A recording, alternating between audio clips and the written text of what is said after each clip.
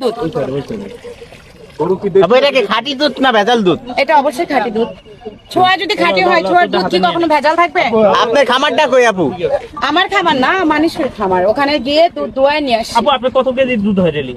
আমার কত কেজি দুধ হয়? আপনার গরুর আর কি। আচ্ছা, আমার গরু না তো ভাইয়া, আমি খামারে গিয়েছি, খামারে গিয়ে দুধ দোয়ায় নিয়ে আসছি নিজের হাতে। দুধ দোয়াইতে কেমন পছন্দ করেন? দুধ তো জীবনে দোয়াই না, আজকে ফার্স্ট। দোয়াইতে যায় মনে হয় একটা লাঠিও খাইছি। তাই না? আপনি কি খেলা বেশি পছন্দ করেন? মাঠে না ঘাটে? আমি মাঠে খেলতে পছন্দ করি, কিন্তু খাটে না ভাইয়া। ও আচ্ছা আচ্ছা।